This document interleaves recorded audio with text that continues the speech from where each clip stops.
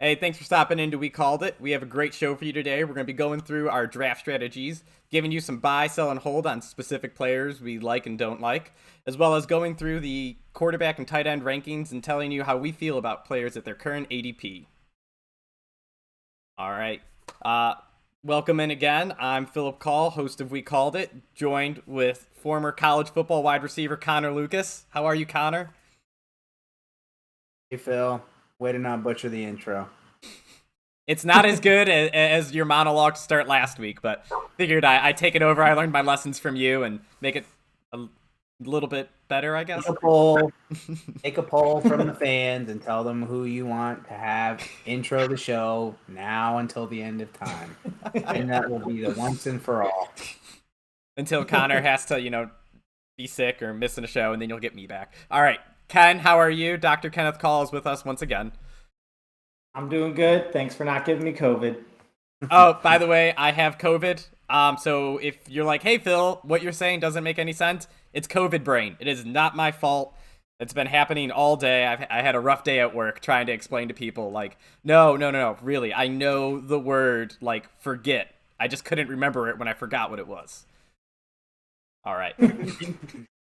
So let's start off. Connor, give a general kind of draft concept you have going into this year. Throughout the first couple rounds, what are you targeting? Mid rounds, later rounds? And let's think of it from a half PPR standpoint.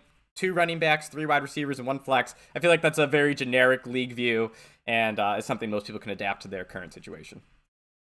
I used to be heavy RB. So heavy RB, zero RB, hero RB. I used to be all running backs. So I would draft probably 2 out of my first 4, maybe 2 out of my first 3 picks were going to be my bread and butter, which would probably be who you would think. Like in this draft, you would take someone like a Cook, CMC, JT, Derrick Henry. You're just going to take it because you want the consistent points every single week. I think I've sort of changed that philosophy. I've gone a little bit more heavy with like hero RB, which would just be one stud running back up front, and then you're going to shift into drafting stud wide receivers. All ones, all guys that are probably going to go within your first 3 rounds. So basically 1 out of 4. And it's not to say that hero RBs versus heavy RBs is one is better than the other, because a lot of it is luck, and that's why I think I've sort of shifted away from getting heavy RBs, is because CMC's missed 18 games. He's only played 4 games in the last 2 seasons, and you're saying, yeah, but when he's on, he's still has 20 plus. Well, you want to take a bunch of zeros and then somebody who you could have had as a wide receiver who the less likelihood of injury. I mean, it just becomes stats. So I do like to have one that is what I would consider to be a lock that's going to get you 15 to 20 points a game on average, and has huge, more consistently, blow up games, 20, 30 plus games. Ironically, fun fact for you guys starting out. No, I think the number there is, who would you guys say would be the number one guy over the last 3 or 4 years had the most 40 plus fantasy point games, running backs? Who would you say? Is that with PPR? PPR. Has to be. Yep. Austin Eckler. Ken? Dalvin Cook. Aaron Jones. He has 8 such games over the last, I think it was 3 years. I think that was the time. 3 or 4 years. So I would think, CMC. Well, CMC never on the field.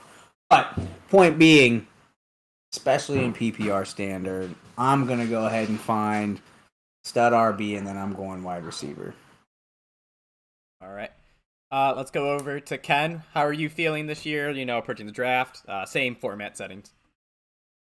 So, no, I mean, I think a lot of people when they first start out, and I've probably been playing like at this point probably 6 or 7 years, but like I always started like super heavy on RB, but like your amount of workhorse RBs has gone down a ton, over the last 7-8 years or so.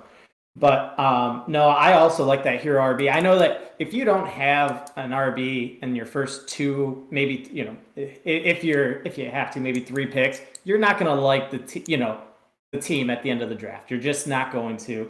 Another thing that I realize is in terms of stud quarterbacks and tight ends, if you draft 2, you are not going to like your team from flex down. It's just, there's just not enough talent. And I'm talking about traditional 12-team league. 8-6, a little different, but don't go heavy at the flex. You just have to. That a lot of things happen. People get hurt, but the point differential wise, you need RBs, you need wide receivers.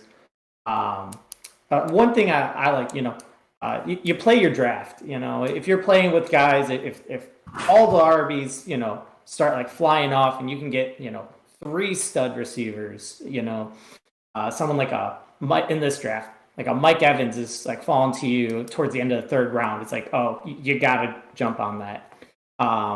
But play your draft. Everyone's different. If you're in a home league, Pat Mahomes might go 2nd. Pat Mahomes might go 3rd. He's not getting out of the 1st round. But that leads me to the next one: is play fantasy football, especially at quarterback, especially at tight end. And we'll talk about it. I love George Kittle. I think George Kittle is the best tight end in football. I love watching him play. Turns out, not always the best in terms of fantasy. The Pat Mahomeses, Tom Brady's, Aaron Rodgers. Who's gonna win MVP? Maybe one of those guys. But fantasy football is fantasy. It's different. Don't get stuck on football talent. But at the same time, volume's king. But DFAT that. Do not forget about talent. Okay? At the end of the day, production is king, but you get production based off of your talent. Coaches see that, teams see that, they get the ball and talented players. So when you're stuck on volume, just don't forget that. Ken, yes, I'm gonna stop you right there. Phil, you can't go yet. You should. I definitely put an N in there. Probably be the Bears GM because they forgot about talent at wide receiver. Opportunity is totally. For that specific team, take Darnell Mooney. Volume is king, but just don't forget. Volume.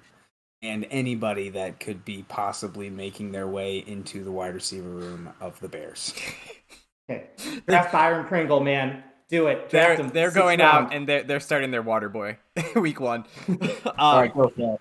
Yeah, so Ken gave really good general tips for this draft, and I think I've given very clear strategy for me in this draft, this year in the draft at least. And I think very valuable that gets overlooked is offenses and how good is your team's offense. It's something dumb, like if you look at it, top 8 or top half offenses always consistently make the playoffs. Well, those teams also have the best fantasy players, right? If you win, you score more points, therefore you have better fantasy players. It's very simple. So if you're stuck in places, take the better offenses, which is why I say at the top half of the draft, the running backs aren't on good offenses, but the receivers are. That's not a strict rule, but if you look at it for most of the time, that seems to match pretty well. And then, like I said previously, there is a huge chunk of running backs that I absolutely love right in the middle of the draft. The reason I like them is because running backs get hurt, and that's something you need to remember. And the biggest mistake people make is if you look at running back lists, you have them like a backup running back goes much higher than a second string wide receiver. And that's because running backs get hurt, and you're going to hold them until they replace the starter. Lots of people will I had Rhamondre Stevenson last year. I made the mistake, and I let him go after week 3, and he ended up, coming on and burning through in the middle of the year. So just remember, if you draft a running back, why isn't he doing anything? It's because you're waiting and holding him until something happens. That's why I like those mid-tier running backs. I get good wide receivers, lock in solid production, and then running backs with high upside that can fill in once, those top tier go down, they can become new top 12 RBs each week. All right. So with that said, now let's move over to quarterback and tight end talk. So we mentioned all of that just because quarterback and tight ends are a very important position in drafts. You start one, there aren't many good ones, and because of the scarcity in the position, the draft spots are very volatile. Ken said Patrick Mahomes might go 2 in your draft because he is, the face of this exploding, nice, beautiful offense that people love, and he's going to put up 50 touchdowns or whatever, but that's not fantasy football great.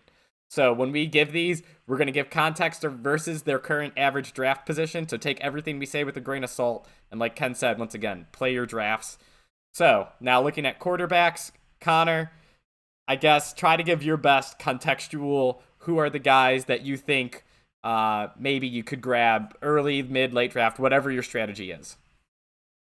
So my strategy, on top of being right now, I'm sort of on the hero RB strategy type of movement. If it's redraft, I am actually probably going to skip QB pretty heavily for the first couple of rounds, mostly because if you look at the difference between, say, QB3 and QB8 on an average fantasy per game basis, it's much lower than what you think. And you're sitting here thinking, well, who's QB3? Okay, QB3 is probably Justin Herbert.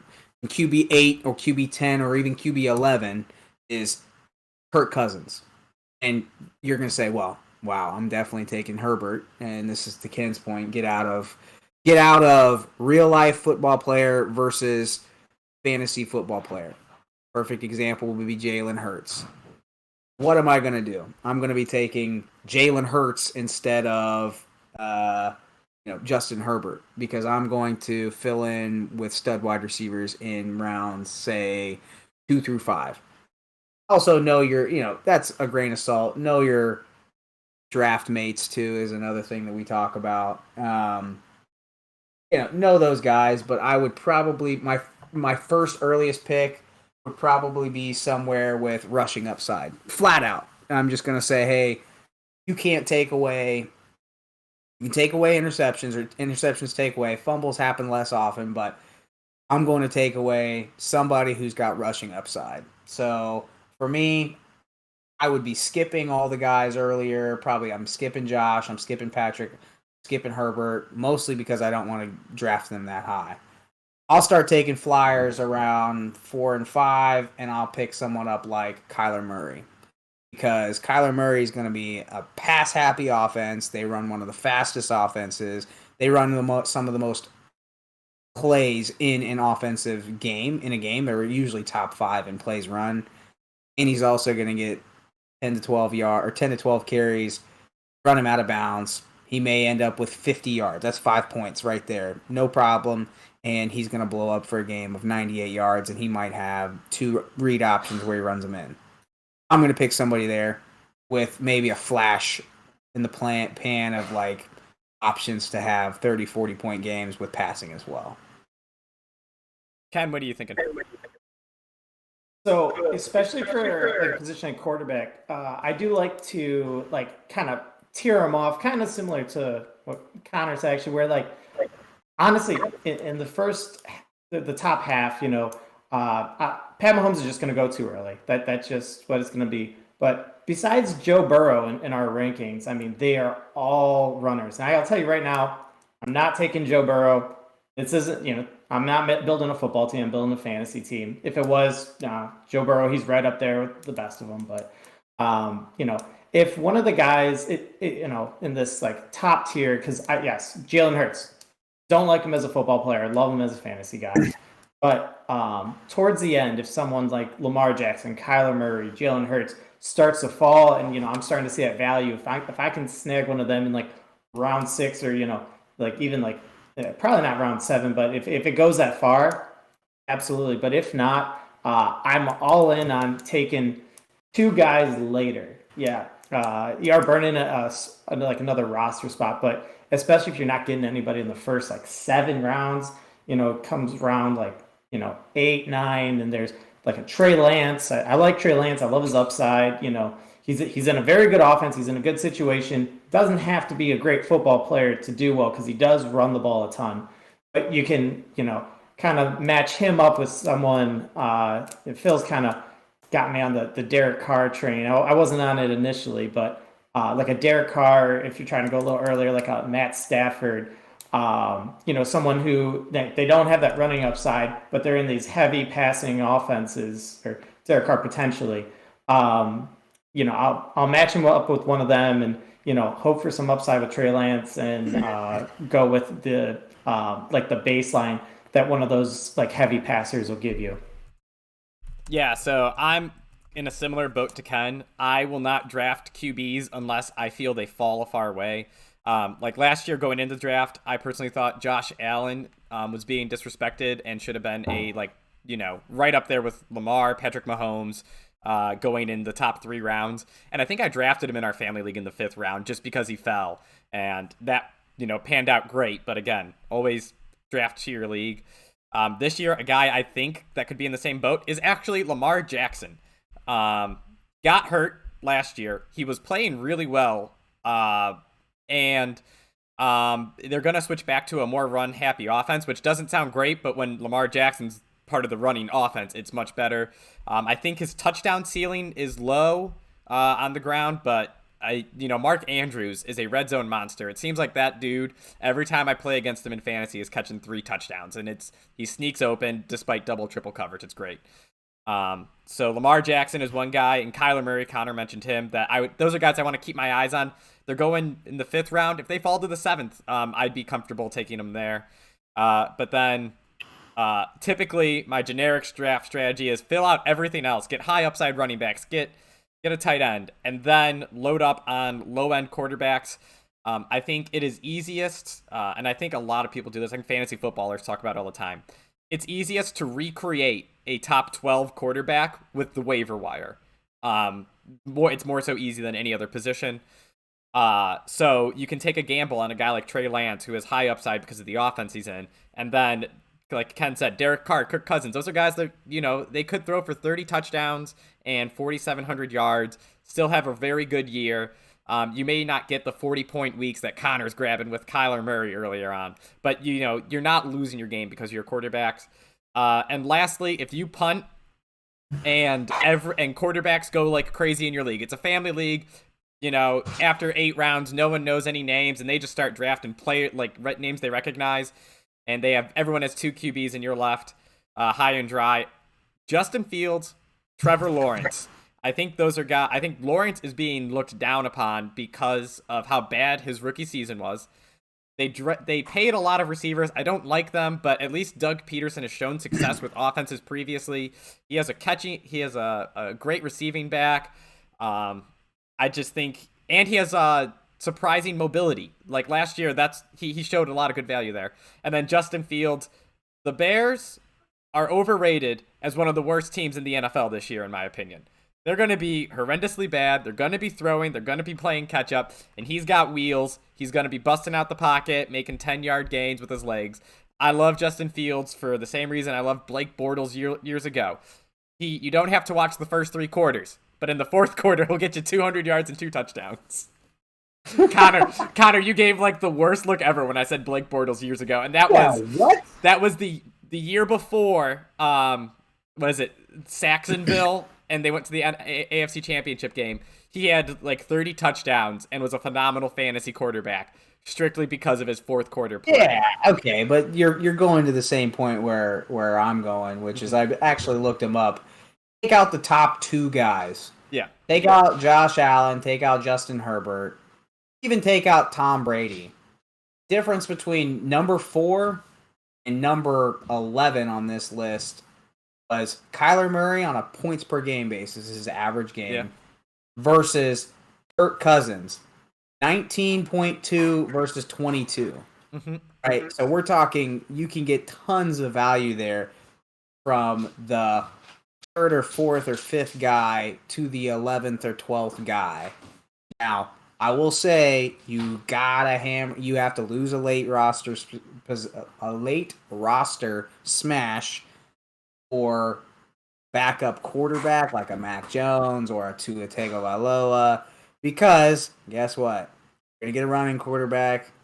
Kyler missed 4 games last year. Jalen Hurts missed a couple of games or was about to miss a couple of games. You got to take a roster spot later. But you just deal with it and you take what it is. Especially if you got to think 12-man league, 10-man league. 20 guys are going to be 20 to 24 guys are going to be gone. So you're not going to get anything. You're not going to get very good value out of 24 to 32. You're just going to pick some garbage there. So. Yeah, no. All right, so when I say you punted, make sure you get, like Connor just said, get top 18 guys. You know, don't go for like Mac Jones and who else we got? Like Ryan Tannehill, Carson Wentz. Those aren't good enough picks. You need to have guys with higher floors. Hot take, by the way. Hot take. If you're talking about guys that I like, Jared Goff, best offensive line, upgraded top 5 offensive line, upgraded weapons. DJ Chark is a 1,000-yard receiver 2 years ago. Fine. Jameson Williams comes back. Fine. St. Brown comes back. Hawkinson, Swift. Sneaky guy that I would probably take. I could jump up into the top 15, maybe top 12, maybe best case scenario top 10. I'm just saying that's a hot take, but I'm telling you, so I wouldn't discount that one. So to your point, or to my point earlier too, that's why replacing a top 12 QB if you don't draft them is the easiest. Because Jared Goff, like you just said, he has weapons. If he plays I guess the Bears defense isn't any good anymore. When he plays them twice a year, he could put up 3 touchdowns, 300 yards each game, and he probably could be sitting out on your waiver wire. Another guy I really like, I mentioned him before. Give me some famous Jameis, baby. Bad defenses there, good offensive weapons. Jameis Winston, MVP. Don't draft him. Every time. All right, let's move on over to tight end. So tight end, again, this is a similar concept to quarterbacks. Be careful when you're drafting them. All right, Connor, what are you thinking at tight ends? I'm different than you guys. I'm saying relative to, like we've said every time, relative to the round. And we're not giving tight end premium here, so don't worry about that. But we are giving PPR here. You know, this is the opposite of quarterbacks here. This is where your top 5 or 6 have huge differentials between 6 and 12 and top 6. Very, very big differentials. So you have to make a decision. You're either going to go for one of those guys early, or you're not going to touch them until late, and you're going to try and get a dart throw. Guys like the obvious answer. I think you could if you've drafted stud running back, maybe stud wide receiver. Let's say you get Swift, and let's say you get Chase. Is there a chance you go up and get Pitts? Maybe. Because he's the number 1 in a crappy offense in a crappy division that didn't do a whole lot except for go out and get, they drafted a rookie, so there's going to be lumps there. Because arguably not just the number 1 tight end on that team. Well, clearly he's the number 1, but he's arguably the number 1 target on that team. So you're talking about positional discrepancies. You're talking a guy that could be a top 20 wide receiver as your tight end. I'm different there. I would say if you can get Pitts, early-ish, I say early-ish, or Kelsey early-ish, I'd go for it. But, I'm also a guy that would say I think Dallas Goedert is a guy that I would want to be drafted earlier than later. I'm fading Knox. I'm fading Hawkinson. I'm fading, to an extent, I'm fading Darren Waller. There are a lot of guys on. If you're not getting me on the top 5 of what my list is, I'm just gonna skip it and I'm gonna move on. All right. So if you skip it, give me guys that you like. I would say if I'm skipping it, way down the line, Cole Kmet's a big one. I know you like Cole Kmet. Firemouth's a big one I would take. People forget about Zach Ertz. I would probably take a Zach Ertz as a flyer. Like a real crazy flyer. Down, like way down. I mean, you guys are going to probably say it too because you're both Cleveland fans, but I would probably take a shot at Njoku. Even more so, I would take someone like a Jelani Woods, who's 6'8", and just total dart throw, last pick in the draft, see if he can unseat Mo Alley Cox. Yeah, those are big dart throws. Big difference there. Yeah, maybe even in Evan Ingram. Ken, what are your thoughts on tight end? Just real quick. I know, Connor. I know you said you didn't like Dalton Schultz. I know before. I'm not a fan of Dalton Schultz because, one, I think he had a flash year. He showed nothing before. He could never win the job before now over, I don't even know who the backup Blake Jarwin, who tore his ACL and I don't think he's there anymore. Stud. Now, they franchise tagged him. He says he's not playing under the franchise tag, wants to get paid. Guys like that, in my opinion, who don't have anything overly athletic or crazy upside, generally I think are going to have a regression. Fitz is an off-the-charts crazy athlete. Waller, crazy athlete. Hawkinson, crazy athlete. Kelsey, crazy athlete. Schultz happened to be in a good position where Dak just loves his tight end. Now, I know you're going to say, well, then why didn't you draft him? Well, I just don't know if I would fade him. Of course, if he falls, get him. But I think there's a lot of things that are going against him that say he's not going to finish top 3 or top 4, which is what people are drafting him with. Same with Knox. Knox, by the way, I want to throw a stat out with you. Like Dawson Knox, I'm going to read you his fantasy point lines last year. 8.1, 9.7, 15, 20, 20, 7.5, 2.7, 14, 18, 3.4, 19, 7.8, 9.1, 0. I mean, we're talking like the most hot cold, and Dawson Knox is being like, oh, well, he's in the Bills offense. Like, I'll take more consistency, and I'll take a guy who gets 10 every week over a guy who's probably going to give me some 3s and some 2s in there. All right. Okay. So when I was talking about the draft strategy, I'm all about getting a QB or a tight end first. I don't like my team if I don't have, one top 6 guy at one of those. And of course, yeah, QB has to fall to me. I'm not as big a fan of Waller, because I mean he did well as a target hog. Who knows if that's what he's gonna do this year with Davante in town? But I mean he is talented. Man, I just love George Kittle. That's the man crush player. I hope he falls to me, but unfortunately, just with a rookie not a rookie, but a younger quarterback in town, and they didn't really do too well together last year. I'm a little, skeptical of that one. Kelsey, Andrews, Pitts, love them all. God, I hope one of them falls. If Pitts is there in the 4th, absolutely. Any of those other 2, like end of 2nd, early 3rd for Andrews, I'm definitely looking that way. The middle rounds, I actually don't mind Dalton Schultz just because you said Dak loves him and he doesn't have anyone else to throw to right now. So, it's definitely more of it's purely situational. No, he doesn't have any sort of extra talent than any other guy on this list. But a decent situation with a quarterback who has always just found a way to throw to tight ends. So, once again, now I'm not looking for Dalton Schultz. I'm just, if his name, falls and you see people like, Goddard, Knox, even Ertz, like go off the board and he's still there, certainly not a horrible name to get. But,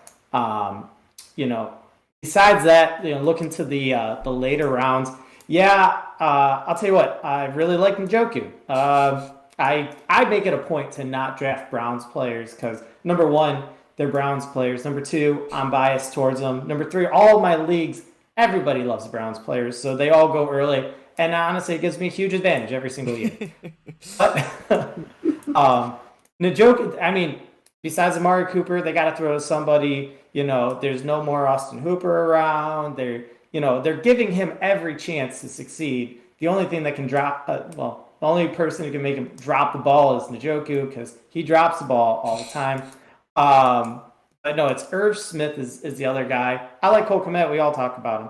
But Irv Smith, good situation. I think he's above average athlete on this, bottom half of these tight ends here.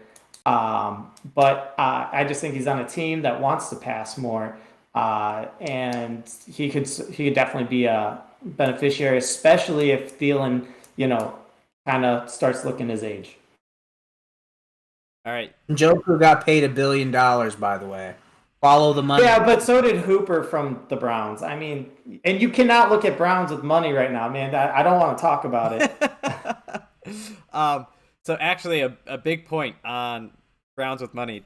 Deshaun Watson, if he is only suspended 6 games, then you can wait. Someone's going to draft David Njoku. He's not going to do anything, and you can pick him up after week 5 or something and have him as he's the Browns' second best receiving option. Like that's where you can game theory your league, like I said, with the running backs, and be like, all right, someone's going to drop him because he's not going to do anything to start the year. I'll pick him up and get good use out of him.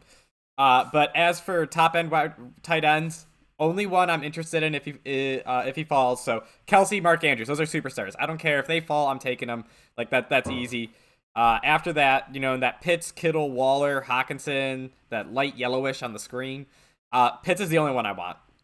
All the other ones, like Waller, he burned me last year. I liked him, but now there's too much competition for red zone work with Adams there, with Hunter Renfrow being unguardable in the red zone. Hawkinson, like I think Connor, you said he never had 100-yard. He's had one 100-yard game in his career, and now and it was his first one in his first 3 games. It was his first game of the year. I think it was his first game ever. Yeah. Dalton Schultz, Dallas Goedert. I'm just not high on any of them. I think the Dallas offense is gonna be in a tough spot early due to all they have is Ceedee Lamb right now at wide receiver. We'll get into Jalen Tolbert later on why I might like him. But yeah, Kyle Pitts is in a situation that I think Darren Waller was. What is it? Not last year, but the 2 years before that. Offense, terrible. Marcus Mariota I'm not going to say he's not a starting quarterback, but I think he's a fine enough quarterback to throw it to Kyle Pitts. He is wide receiver 1 talent from the tight end position. And I think the only thing that held him back last year was he had 1 touchdown. If he can get a couple more in that regular 5 touchdown range, get 1,000 yards, he has the upside to actually go for 1,200 yards. With how bad that defense is terrible, they're gonna need to throw. He's the option, so I think that's good. And then lastly, I say I punt on tight end. Who am I getting? Cole Kmet. We've all mentioned him. I mentioned Justin Fields at quarterbacks. He's got to throw the ball to someone. They have no receivers. Cole Kmet is a big athletic guy. And then one person we haven't mentioned, Albert. Oh, I don't want to say the rest of his name because I'll probably get it wrong. Huh? What Connor said. God bless you. But no, he is going to be a tight end on a high-powered offense. Russell Wilson doesn't look at his tight ends, but again, I punted on my tight end. I am taking a risk on this guy being on a high-powered offense, having the potential to score a lot of touchdowns. He is super athletic. And if I'm wrong, I can cut him and replace him with maybe a Tyler Higbee or a Hunter Henry. Guys that are going to have solid touchdown numbers, and the best game they're going to have is 50 yards and a touchdown. But at least they're going to have solid, higher floors than, the guys who are getting 10 yards and maybe a touchdown. So if you punt, you have that kind of option to at least get some production out of your tight end. By the way, fun fact, after Ertz was traded to the Cardinals, I think he was a top 5 finishing, from that point on, was a top 5 finishing tight end. So for me, that window is top 5 or 6. That's where I'm at. Otherwise, I'm skipping. All right, just one other person to just mention, but Robert Tonyan, just in Green Bay, they got no receivers. Tonyan, he's looked good. Sometimes coming off an ACL injury, not the best situation, but Aaron Rodgers throwing you the ball, it's all about who Aaron Rodgers wants to do good. Someone's going to be okay over there. Last round of your draft, you need a tight end. Why not? Again, if you punt, don't get 2. The waiver wire is your bench. So you can just swap out. And also, with that, quarterbacks, if you punt, you can always do the quarterback matchup carousel. Fantasy pros posts it all the time. Fantasy footballers give their list of who's the QB of the week and, is playing a bad defense pretty much. So you can always check those. Maybe we'll do that too while we talk about betting stuff, but who knows? We make life up as we go. By the way, to your point, you mentioned something like QBs. We haven't mentioned anything at all about PPR stacks, right? So we probably will get into that when we talk about wide receivers. I'm sure we will, but if you can get into something like that falls into your laps, smash it, because that discrepancy there is off the charts. We're talking about value proposition. You can get that PPR stack, go get it. If you have Jackson and Andrews, go get it. Let's not make this complicated. You're not going to go out and get Marcus Mariota. Fine, you're not going to stack that. Just be for your bye week of your actual quarterback. But those are total icing on the cakes if you've got the opportunity. Go get a stack, especially at tight end. One more thing, we will be doing a mock draft. Ken and Connor are super busy coming up with some travel and crazy things going on. We'll do a mock draft, though, and as we draft players, we'll tell you why we took them, where we took them, and things like that. Maybe we'll do a couple. I don't know. We got, 4 or 5 weeks before the season starts, and we truly, truly dive back into betting. So, still playing that out. Let's go through the last part I teased at the beginning of the show. Buy, sell, hold kind of thing it is. We are looking at players, we're looking at early round picks, late round picks, and then guys in general we just aren't touching with a 10-foot pole. So let's look at our early round picks. Connor, Ken, and I will each give guys that we love. We'll monitor these guys throughout the year to let you know how we did with our picks. We'll give a running back and wide receiver. Connor, you start off with the running back. This is, early rounds, guy that you're like, boom, stamp of approval. If you pick him, he's a home run. Congratulations, you just got a top 5 player at his position. What pick am I? I don't think I asked you that before. All right, so this is top 5. You're probably gonna have likelihood to get this guy in the top 5. Well, top 5 rounds. This is a guy that you're he's at ADP, but I think he will outperform his ADP despite being there. So not Jonathan Taylor, not Austin Eckler. Well, Jonathan Taylor could easily outperform his ADP with 17 200-yard games and 4 touchdowns. For me, I am going with Deandre Swift. I think he outperforms his ADP. I think he was on track to be top 2 or top 3 wide receiving or in catches before he got hurt. Obviously, that's the game you play in fantasy football, but I'm looking at guys flat out that are, even if they're in middies, I want the guys that are going to get the value touches. Swift is going to get the value touches. Goff loves him. Like I said, top 3 projected finish in touches outside of the backfield, not rushes, so catches. Smashing DeAndre Swift. I think from, let's see, what would that be? Our top one of each, I assume, running back, wide receiver. I think a smash for me at wide receiver, Higgins. Okay, listen. I think I told you this stat before we started the show. He's under 200 air yards difference when him and Jamar Chase are on the field in their last season. We're talking Joe Burrow he's not a Patrick Mahomes where he says, hey, Tyreek Hill is my guy, Travis Kelce is my guy. That's it. I'm throwing it to them, period. End of story. They're going to win and lose by that. Burrow is going to find and place the matchups that he likes, and he's not going to cherry pick it at certain times. Sure, Chase is going to have the home run hits probably much more often than T. Higgins, but it's not as big of a discrepancy as you think it is, hence the air yard stat. Quarterbacks. We don't need those. We went through quarterbacks and tight ends. We gave a full analysis. No one cares I about would say those are my top two, going to outperform their ADPs. All right, so I'm going to go with my running back, and then we'll let Ken talk about his running back, and then we'll do wide receivers. But Travis Etienne, we mentioned him last time. I mentioned how I am kind of into Jacksonville. I still think they have a terrible, terrible defense. And when you have a terrible defense, you have to throw the ball to catch up. Travis Etienne is an explosive running back out of the backfield. Teams will sit way back. Trevor Lawrence has a connection with Etienne. I don't know if you saw, but they were having a good time messing with each other at what's it called? One of the press conferences post practice. You can tell they're good friends. They have great chemistry, great connection. Etienne is explosive. I can see him being a dude that you hate on your team for 3 quarters. You're like, why is Etienne have 5 carries for 13 yards and 2 catches for 12 yards? And then he's going to come in the 4th quarter. He's going to get 10 more catches. And he's going to end with 50 yards and a touchdown. And it's going to be terrible, but he's going to get all the volume. He's a mid-round pick. I think I saw a stat where he is going very high, like a top, mid-3rd round and higher pick in pro-level drafts. And he is going low in common people level drafts. I'm a common person, so I am going to take him, following what the pros do. Ken, who do you like? I also like Etienne.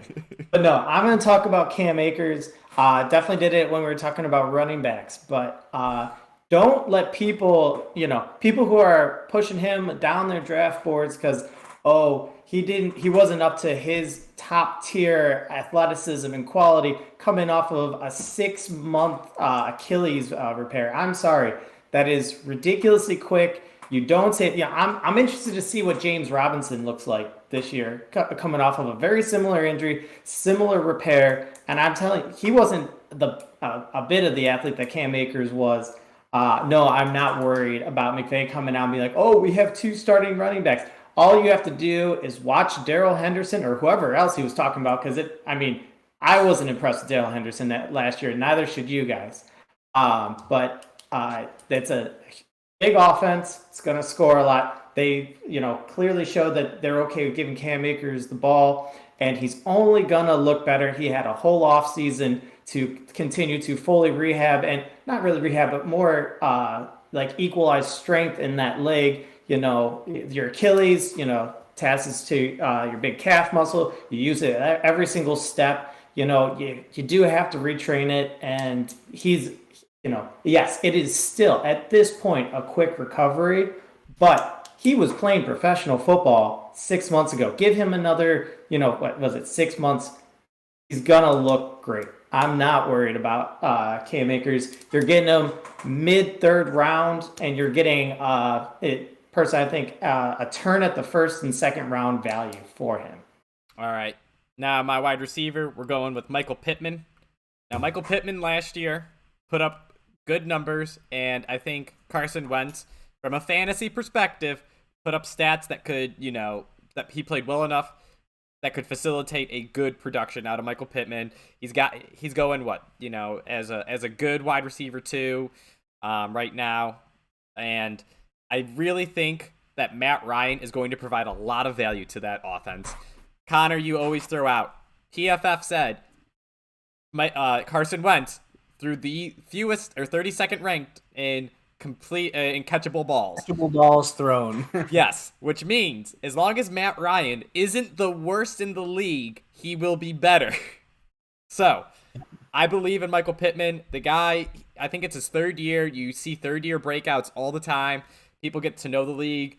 And Matt Ryan is a smart, veteran-savvy quarterback who worked with Julio Jones and knows how to, build that chemistry with the receiver. Probably veteran-savvy, so he can be like, hey, when this is happening, make your adjustments on these routes. This is advice and stuff that Pittman wasn't getting before.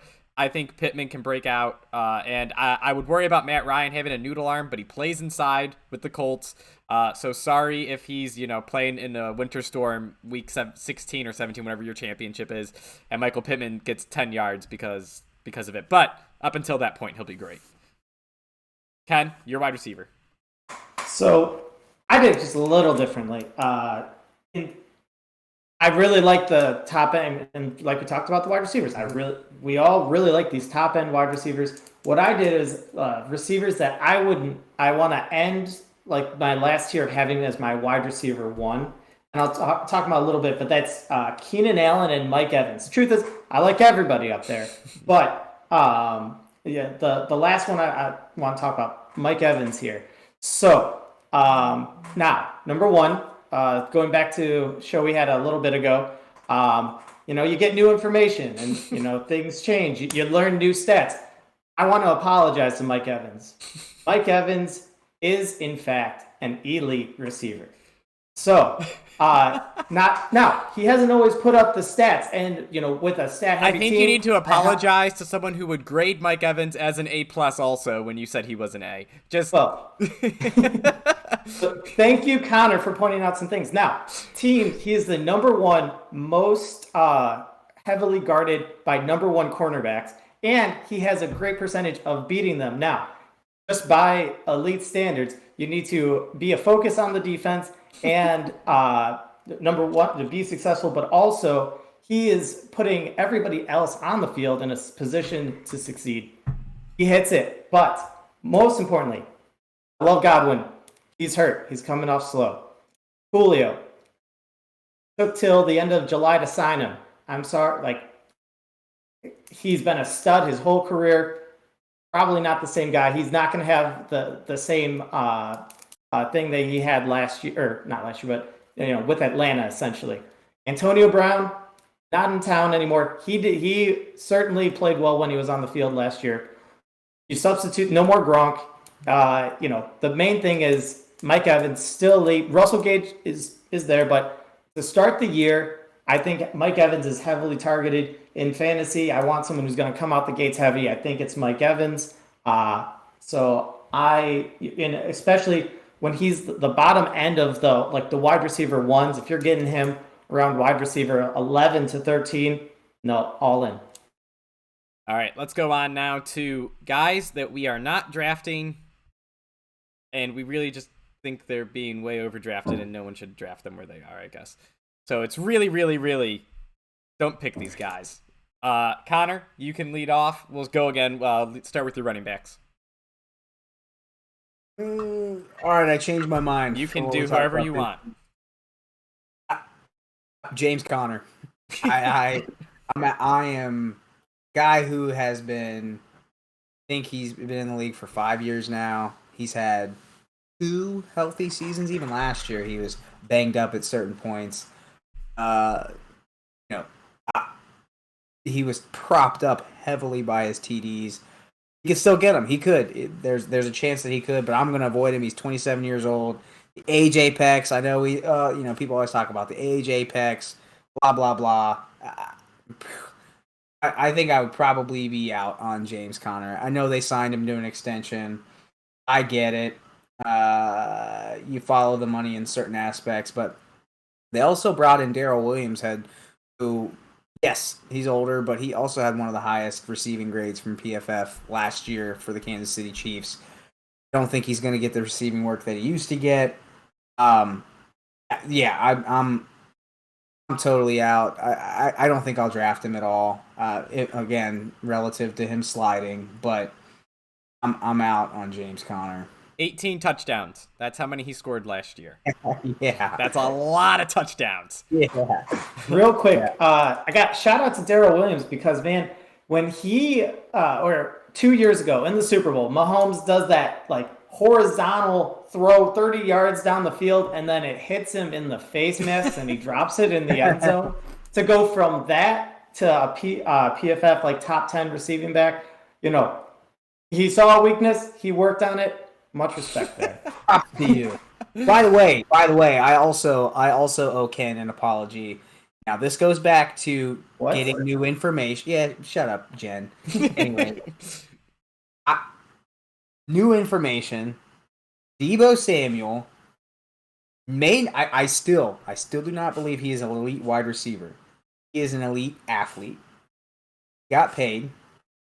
He clearly cares about just by looking at, if you go on like his Instagram, he's a huge jewelry guy, big time into having all the cars and all the coolest, all that stuff. He loves being famous, and hey, if I'm him, I'm loving being famous too.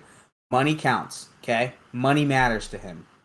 He has $680,000 in his contract structured around him hitting rushing yards. 380 is the number.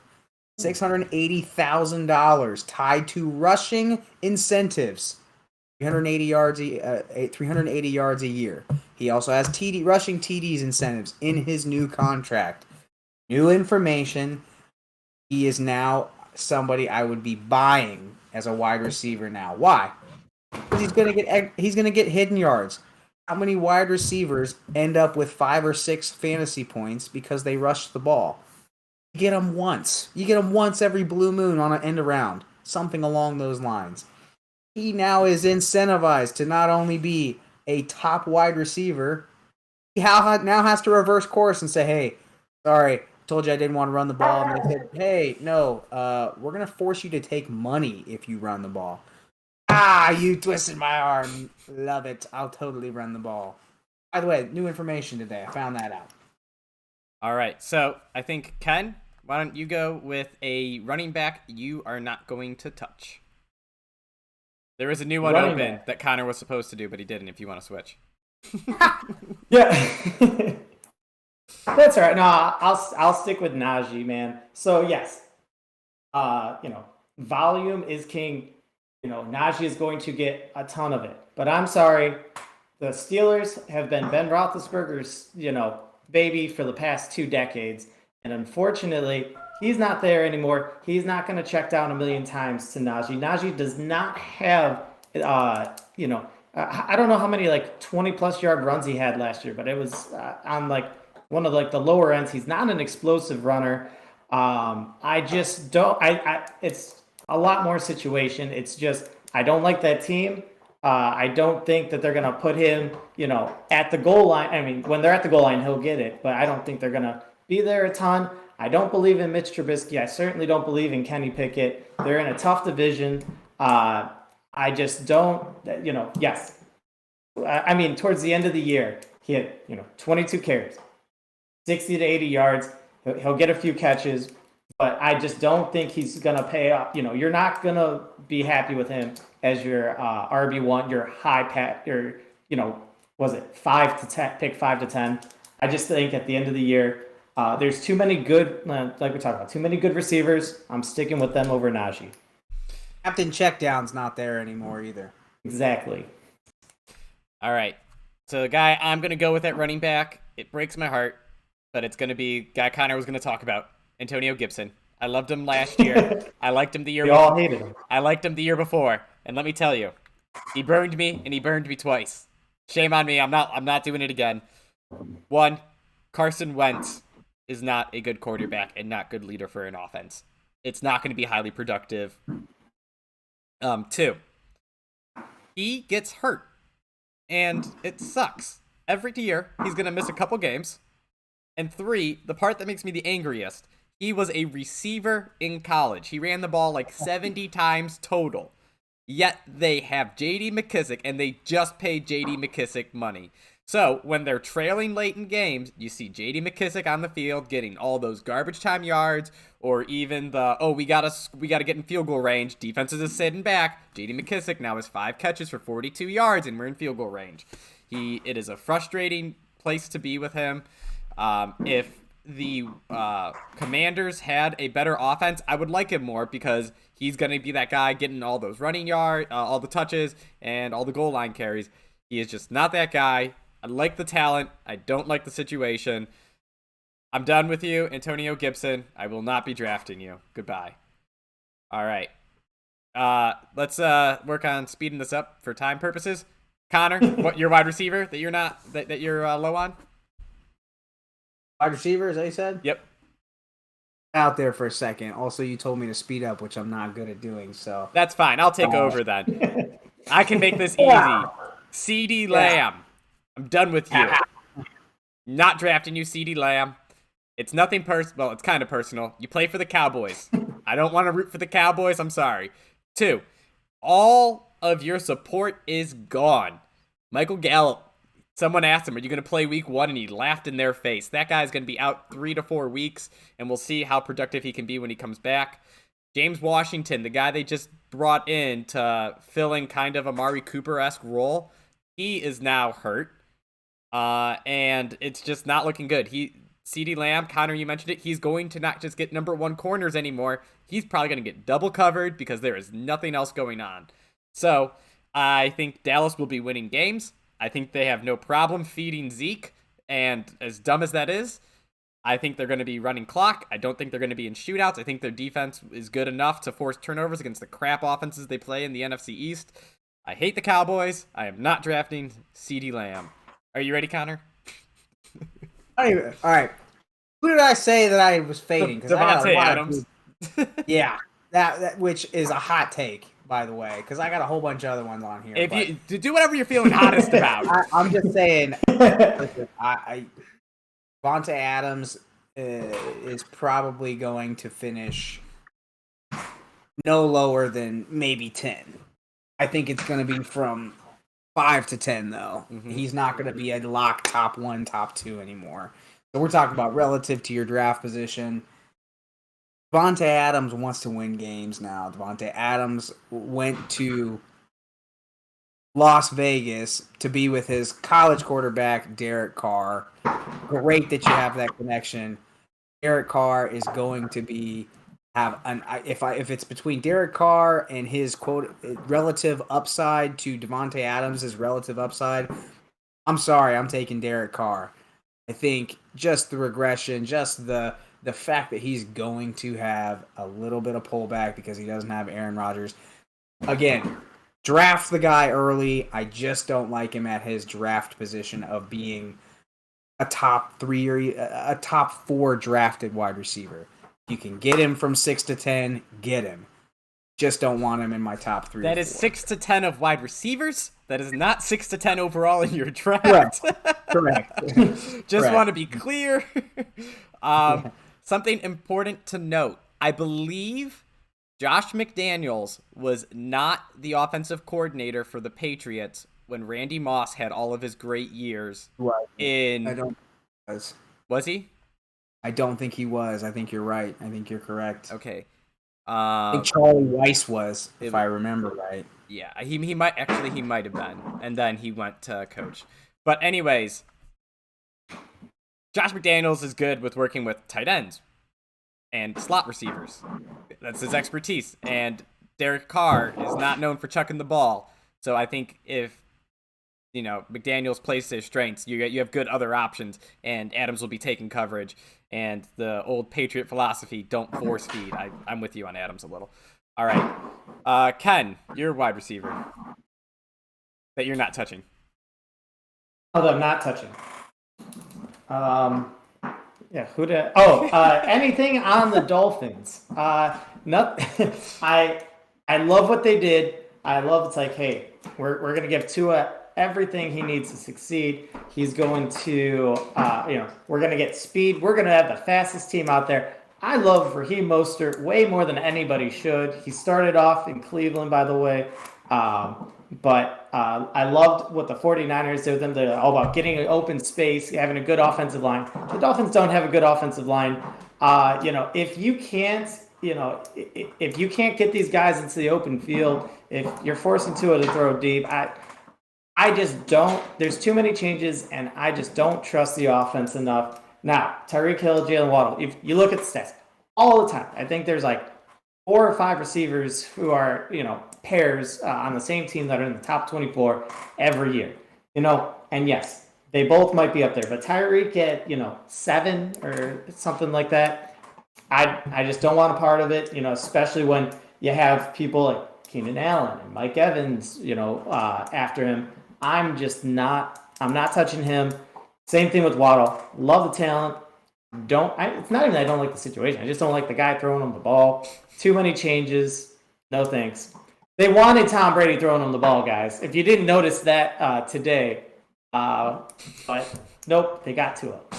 I don't want to say, everyone has been saying Tua is the next Tom Brady. Don't you dare talk about who else they wanted. Who did they want before that? Who did they try? Deshaun Watson. But no. More importantly, they didn't want Tua. That's the most important thing. Yes, that's the thing. But their picking is not very good because they picked the guy who was like, I'm gonna retire in Tampa, and another guy who's like, hey, I've only got 25 lawsuits attached to me. Pick someone else. Go after literally anybody else. What are you talking about? They said They settled. I don't know what you're talking about. I'll take 6 games. They looked Justin Herbert in the eyes, and they said, give us Tua Tagovailoa. But they just lost a first and a third in the next 2 years for talking to Tom Brady. Guys, how much faith do you have in Tua? They don't even have it. I'm sorry. All right. And the problem is they just got locked up to him, too, because they still have another first. But it basically puts the pressure on them to say, hey, we're not going to be able to build our team next year, and we're not going to want to waste another quarterback first rounder and miss. It was probably a little bit safer now, unfortunately.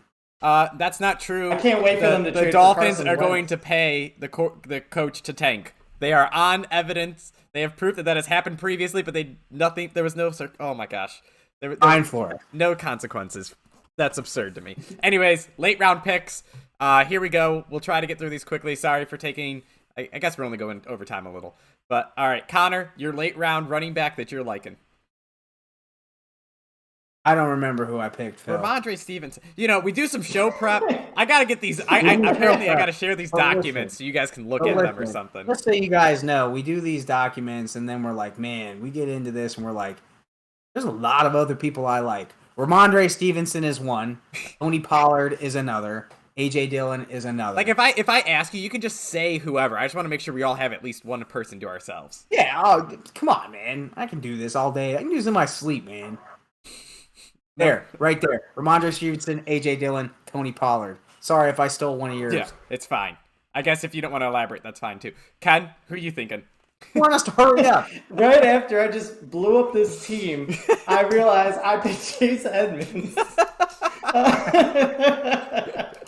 This team can't do anything right. Go get their running back. And just said, I love Raheem Moser. Love him. Yeah, Dude, Raheem Mostert's right up there with George Kittle and my man crushes in the NFL. But hold the phone. Actually, last year Ken sends me a text. It was, should I start Joe Mixon or Raheem Mostert week 1? I go, Ken, I can't remember what I bet you, but it was, I bet you one. Playing the Jets. I bet you one Ethereum, and I said, I bet you one Ethereum that Joe Mixon. Ethereum was like $2,000 at this point. That's why we picked it. I bet you Joe Mixon outscores him. Second play of the game.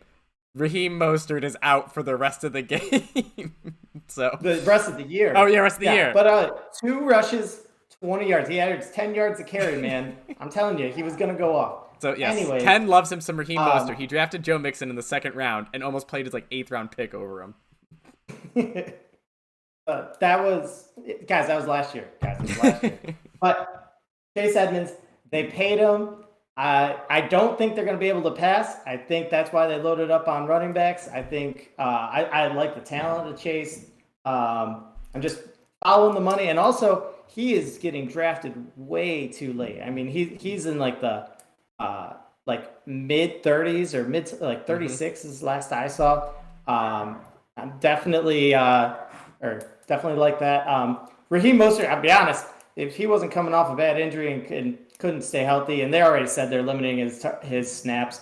No, sorry. I like him. Not going to have the explosion. I'll Chase Edmonds. Also, Sony Michel's there. Don't care. Not as good as Chase. All right, Ken, back to me since I didn't elaborate on mine really fast. I'm going to go back and I'm going to elaborate really fast. Rhamondre Stevenson, by the way, we talked about this. Passing upside. The guy's going to catch him out of the back. James White is still hurt. He's 30. I'm not even sure he makes the roster this year. Rumor has it he's also taking first-team reps from Damien Harris. Damien Harris, by the way, had 15 touchdowns last year. Regression's happening. Where are they going? Rhamondre Stevenson. Belichick wants to be balanced. Also, 2 other guys. Very, very, very quickly. AJ Dillon, Tony Pollard. Guys that if there is anything happened, who already have their own role and can be viable, especially with their receiving upside, which, by the way, Aaron Jones, the split between receiving touches between Aaron Jones and A.J. Dillon is not as far as you would think it would be. It's literally whoever's on the field at the time. Also, if either of those guys go down, they are a smash to be a top 5 play. And I mean smash. They already have roles carved out for them. You automatically walk into pretty much whoever he is becomes your RB1. Yep. All right. That's why I love taking backup running backs that are like high upside like that with A.J. Dillon. Now, my guy, James Cook. Real simple. The Bills played a carousel last year and were super annoying between Devin Singletary and Zach Moss and someone else and here and there and Josh Allen. And you know what? They're like, hey, Josh Allen, you're making a crap ton of money now. We want you safe. And they're like, hey, Zach Moss, you're no good at football. We're not letting you play. That's why Devin Singletary to end last year was getting, 20 plus touches a game. He does not have the frame for it. And James Cook is a high. He's got burst, man. He's got big play burst. He may be a guy that only gets 10 to 15 touches a game, but I think with an offense that's going to be teams are going to be focused on Diggs. They're going to be focused on Gabe Davis. They're going to be focused on the pass. Big upside there. Here we go. He's Dalvin Cook's cousin. Oh, yeah, that's all you care about. Yeah. That's all I heard. Dalvin Cook's cousin. Oh, yeah, I'm sorry. If you're related to a good football player, it typically helps. That's why I didn't make the team. Couldn't win the job at Georgia. There you go. That's all you need. He won the receiving back job. Connor, go ahead with your receiver. Fair enough. Yeah, well, I don't know. I don't know if I agree with that. I would fade Cook, but it doesn't matter. Yeah, that's why I said I want him. Good. Great. We'll figure out who's better at the end of the year. Yeah. Great. Yeah, fine. All right. Who's your receiver? Fading. No, taking. Late round. Taking? Who are you drafting late at wide receiver? Oh, yeah. I got a bunch of those. Who did I tell you earlier? Christian Kirk. That's right. Listen, Christian Kirk. I think Lawrence takes a step up. I think that in Doug Peterson's offense, they do have room for a true wide receiver 1. He got paid the most. I think they're going to move him all the way around. Zay Jones does not scare me. Very simple. he clearly is going to be, I think he's clear cut and dry, the number 1 for them. Doesn't matter if they are, Doug Peterson wants to be balanced. There's room for a wide receiver 1. It's going to be him. All right. Ken, who's your wide receiver? I'll run through some. I mentioned Rashad Bateman at some point. He's taken over the Marquise Brown role. He looked good last year in the short time that he did have, even with it and without Lamar actually. But he's a little too high up. The ones that we talked about, I like 2 guys kind of later, like mid-10, round availability. Alan Lazard and Kadarius Toney, 2 totally different situations. One's about talent. I liked what I saw last year, when he wasn't hurt. I think New York Giants offense is just going to get better, and they're going to need playmakers. Wan'Dale Robinson is looking amazing. Honestly, like the younger, fast people, they look good without pads on. When they put pads on, start taking hits. Who knows? It's also preseason. I'm not super. All right, it's training camp. I'm not getting too excited at this point. Kadarius Toney did it on the field last year. Thanks there. Literally the exact opposite situation. Alan Lazard, not the most talented. It's all about that opportunity. If 10th round for a guy that Aaron Rodgers, although kind of mockingly called a Hall of Famer this week. If Aaron Rodgers is going to throw you the ball, if he has Aaron Rodgers' trust, if he can, take a next step up and become like that go-to receiver, great. Aaron Rodgers does not trust young guys. I'm not big on Christian Watson. And he trusts Randall Cobb. Randall Cobb is, dirt years old. I'm sorry. He is a little guy who doesn't have an explosion anymore. So, yep. Alan Lazard, absolutely worth it. Late round pick right there. All right, I'm going to go 2 real quick. Number 1, Jalen Tolbert. I said the Cowboys have no other receiving options. He plays receiver for the Cowboys, and they're going to throw the ball. And Ceedee Lamb isn't going to be covered, so they're going to have to throw it somewhere. Jalen Tolbert, rookie, slotty guy. Lots of those are like, you get a good connection with your quarterback. Those are easy throws, easy connections. It's not a deep out. It's something that you can, do over and over again. Great for PPR. And then the other one, if you're taking a flyer and he's there late, go grab some Julio Jones. I know what you're thinking. That's crazy. But the dude, his first day of practice was mossing Carlton Davis, in the back of the end zone for a touchdown. I don't know how much he has in the tank, but if you can get him for 2 to 3 good weeks and then you can trade him away, his hammy will pop at some point. And, you'll have gotten something back in return. I think we saw Antonio Brown go to the Buccaneers and carve out a role, ripping apart third string corners and stuff like that. If people disrespect Julio Jones, they're going to get eaten apart. So, just a late flyer. Connor, you look like you didn't like that. I'm not a fan of Russell Gage. That's it. I said just Julio. Oh, well, I also am not a fan. I'm also, sorry, I thought we were talking about, I was reading something, I got an email, chill out. Anyways, I'm not a fan of Julio. I'm sorry. I think he's there to go title hunting, and I also think that he's not going to be playing much during the year. That's not true. I don't think he's going to be utilized the way that Brown was utilized. I think that Tom called him and said, hey, brought you in late. Enjoy your time here. We live in Florida. Come in, play about 50% of the snaps. I'll get you 5 or 6 targets. When playoffs come around, I need you to go moss everybody. I think he is a late round playoff push ringer. That's what I think Julio is. Like I said, he's a flyer late, okay? Jalen Tolbert was the guy I actually said. All right. Went over time. Thanks, everyone. Badoop.